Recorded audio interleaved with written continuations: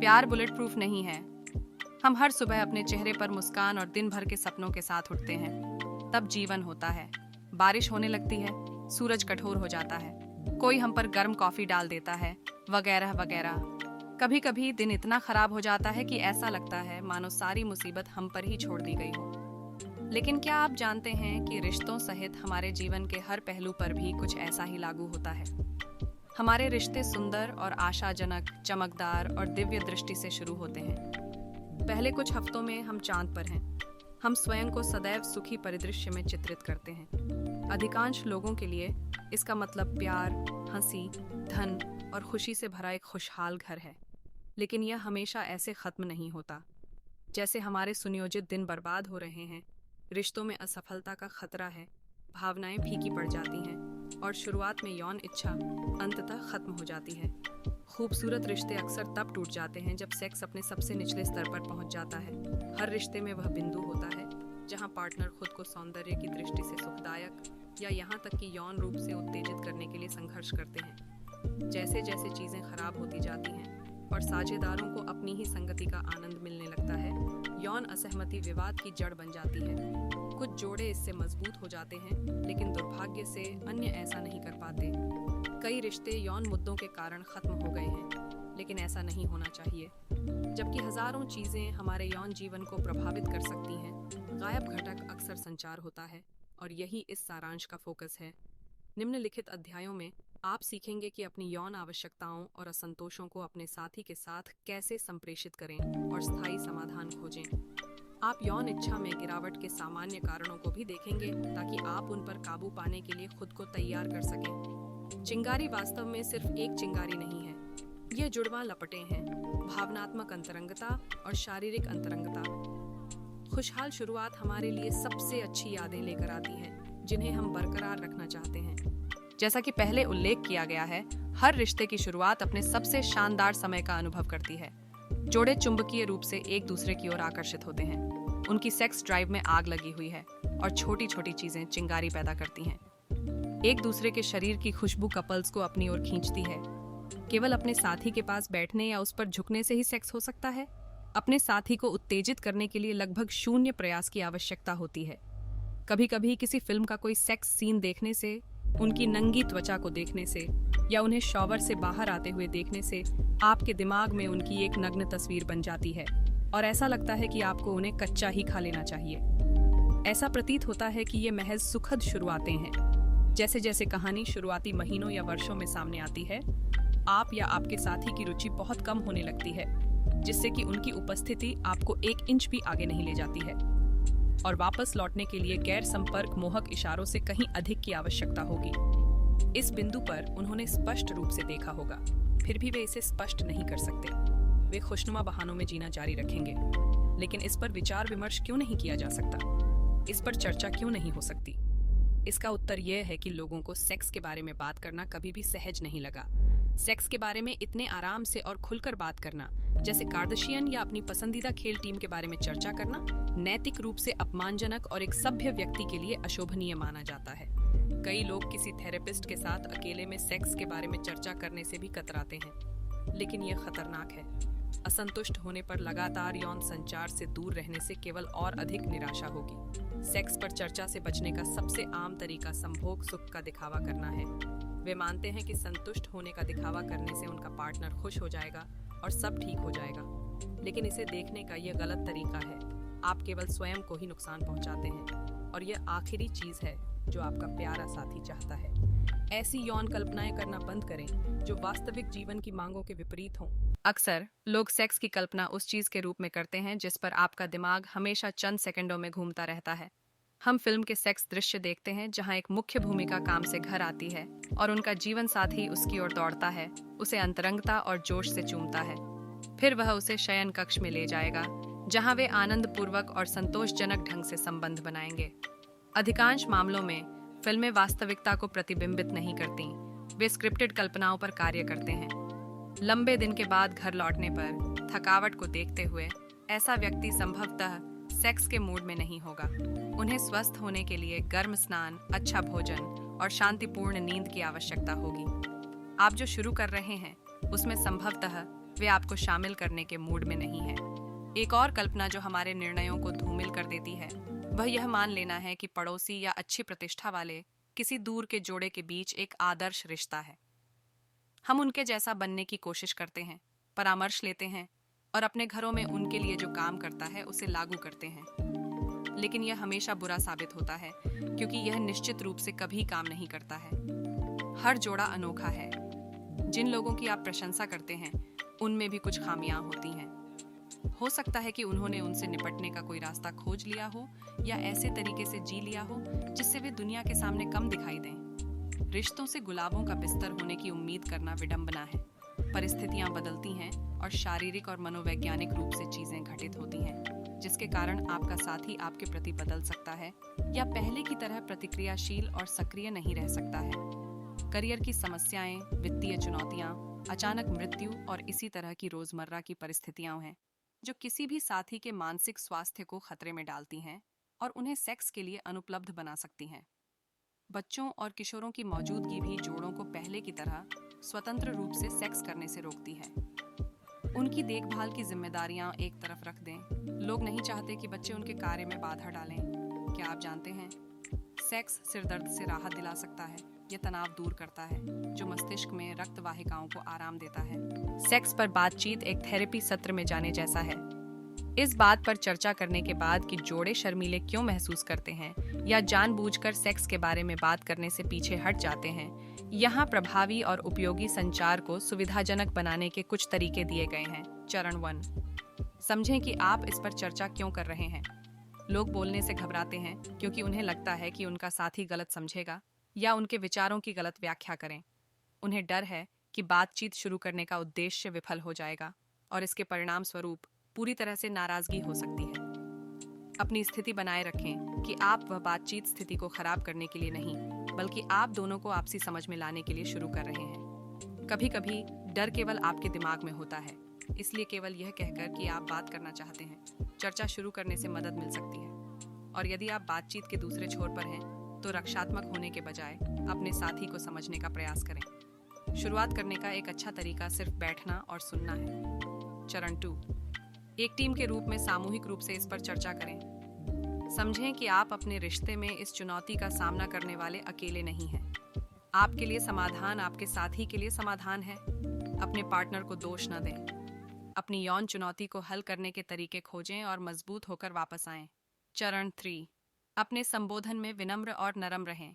सावधान शब्दों का चयन करें ताकि आपत्तिजनक न हो। यह सुनिश्चित करने का एक अच्छा तरीका यह है कि बात करते समय पूरी तरह उपस्थित रहें। व्यस्त होने पर या मूड में न होने पर बातचीत न खोलें। अपने साथी से यह पूछना भी एक अच्छा विचार है कि बात करने का सबसे अच्छा समय कब है।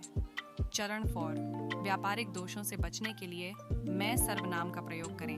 सीधे तौर पर आरोप लगाने से बचें, जैसे कि उन्हें बताना आपने यह किया, आपने वह किया या आपको यह करना चाहिए और वह नहीं करना चाहिए। मुझे आपका इस तरह से काम करना याद आया, काश आपने यह किया होता या वह किया होता तो मैं आभारी होता, आदि जैसे भावों का उपयोग करें। संचार शुरू करने का एक और तरीका है अपने साथी की पोशाक की समझ का बेतरतीब ढंग से मूल्यांकन करके उसकी प्रशंसा करना, उनकी सुंदरता या आकर्षण की सराहना करना और उन्हें चिढ़ाने के लिए यौन तारीफ करना। जब आपका मूड हो तो सेक्स शुरू करें। अनुपालन की अपेक्षा करें लेकिन अस्वीकृति के लिए तैयार रहें। शुरुआत में किसी एक साथी को यौन संबंध बनाने के लिए दूसरे की ओर आगे बढ़ना शामिल होता है। सेक्स की पहल सबसे पहले किसे करनी चाहिए, इसे लेकर लोगों की अलग अलग राय है। आदर्श रूप से कोई भी पहला कदम उठाने के लिए बाध्य नहीं है। यह एक साझा जिम्मेदारी है, एक संतुलित आरंभ प्रक्रिया है। लोगों को सेक्स शुरू करने में घबराहट महसूस होने का कारण अस्वीकृति का डर है। कोई भी नहीं चाहता कि उसे ठुकराया जाए, खासकर ऐसे तरीके से जिससे उन्हें ठेस पहुंचे या शर्मिंदगी महसूस हो। लोग सेक्स के लिए अपने पार्टनर के पास जाने की हिम्मत के साथ संघर्ष करते हैं और अस्वीकृति का विचार इसे और भी खराब कर देता है, क्योंकि अस्वीकृति आपको काफी असहज मूड में डाल देती है। दर्दनाक अस्वीकृति से बचने के लिए आपको पता होना चाहिए कि विनम्रता से शुरुआत कैसे करें। खराब आरंभ तकनीकें आपके साथी को केवल परेशान करेंगी, जिससे आपके प्रयास निरर्थक हो जाएंगे।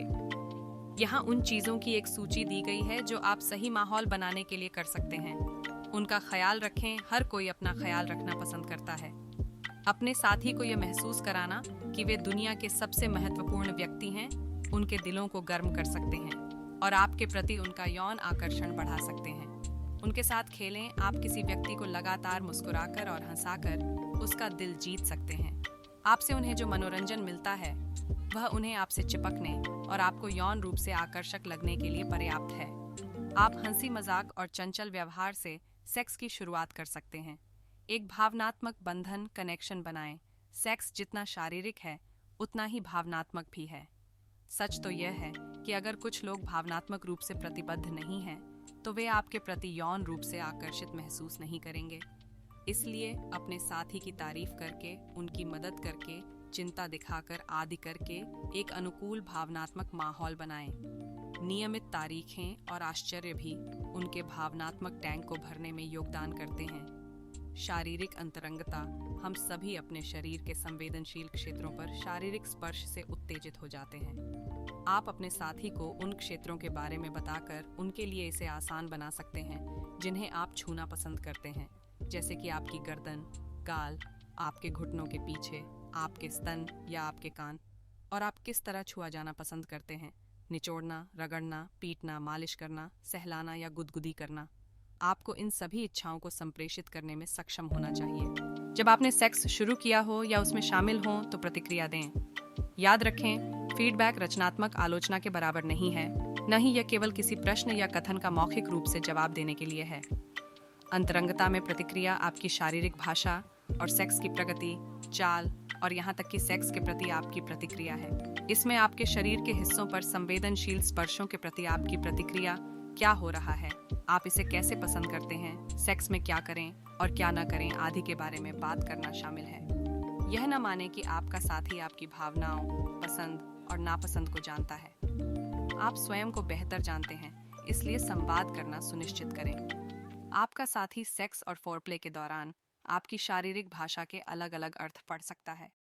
उदाहरण के लिए, आपका विलाप किसी और को नकली लग सकता है, इसलिए संवाद करने की आवश्यकता है। आप चिल्ला सकते हैं कि आप इसका आनंद ले रहे हैं। उन्हें और अधिक करने के लिए कहें और बताएं कि कहाँ और क्या करना है। बिस्तर पर चुपचाप मत रहो। यह आपके साथी को यह जानने में मुश्किल स्थिति में डाल देता है कि आप कैसा महसूस कर रहे हैं। फीडबैक यौन संचार का एक अनिवार्य तत्व है। इसके अलावा फीडबैक आक्रामकता से रहित होना चाहिए। उन्हें यह न बताएं, आप एक भयानक चुंबन करता है, सांसों की दुर्गंध, या आप इसे पूरी तरह बेकार समझते हैं। प्रवाह बनाए रखने के लिए फीडबैक सकारात्मक होना चाहिए। कभी कभी आपको सेक्स के दौरान अपने पार्टनर की बातें या हरकतें पसंद नहीं आएंगी। सत्र को बाधित न करना ही सर्वोत्तम है। अपनी शिकायतों को बाद तक रोक कर रखें। आप इस पर चर्चा करने के अपने सकारात्मक इरादे बताते हुए और उन्हें यह कैसे करना चाहिए, ये सुझाव देते हुए उन्हें सावधानीपूर्वक और विनम्रता से बता सकते हैं। यदि आपका कोई शांत साथी है तो आपको प्रतिक्रिया का अनुरोध करके सक्रिय होना चाहिए। यह ऐसा प्रश्न नहीं होना चाहिए जो उन्हें उत्तर देने में कठिन स्थिति में डाल दे या स्तब्ध हो जाए। इसलिए अपने प्रश्नों को सीमित करें। उन्हें उत्तर देने में आसान और गैर उत्तेजक बनाएं। निम्नलिखित प्रश्न खतरे की घंटी है क्योंकि वे बहुत अस्पष्ट हैं और आपके साथी को बुरा लग सकता है। हर कीमत पर इनसे बचें। आप क्या चाहते हैं? तुम कैसा महसूस कर रहे हो? तुम्हें अभी संभोग सुख दिलाने के लिए मुझे क्या करना चाहिए? अपनी बातचीत प्रबंधित करें ताकि वे संघर्ष में न बदलें। संघर्ष अपरिहार्य हैं, लेकिन भागीदारों को उन्हें प्रबंधित करना चाहिए और बाद में मजबूत होना चाहिए। और ध्यान दें कि परस्पर विरोधी राय रखने से असंगति नहीं आती है। आपके रिश्ते में किसी बिंदु पर आप देख सकते हैं कि आपका साथी आपको रोक देता है, प्रभावी ढंग से आपको खामोश व्यवहार देता है, संचार बंद कर देता है और एक दीवार खड़ी कर देता है। आपको बस उन्हें एक बहुत जरूरी ब्रेक प्रदान करना है। उन्हें अपने दिमाग को शांत करने और नई शुरुआत करने के लिए इसकी आवश्यकता होती है। इसके बारे में बहस करने और अपने पाठ्यक्रम का बचाव करने पर जोर देने से चीजें और बढ़ेंगी। आप इसके बारे में बाद में बात कर सकते हैं, जब हर कोई शांत हो, तरोताजा हो और शायद इसके बारे में पहले ही सोच चुका हो। उन विषयों या मुद्दों को सामने न लाएं जिनके कारण अतीत में बहस हुई थी। उन्हें अपने पीछे रखें और उनके बारे में दोबारा बात न करें। उन्हें जाने दो।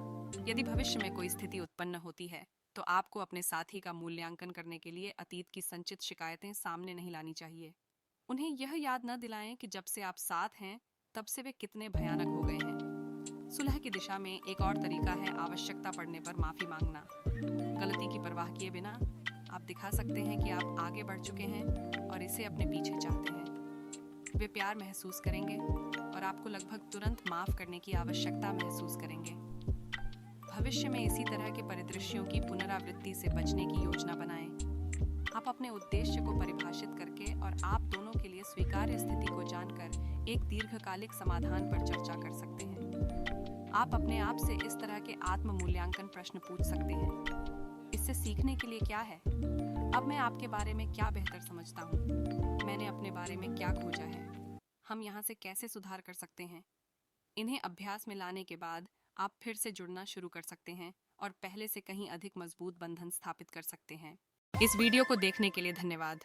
कृपया सदस्यता लेना और घंटी आइकन दबाना न भूलें। तब तक के लिए अलविदा।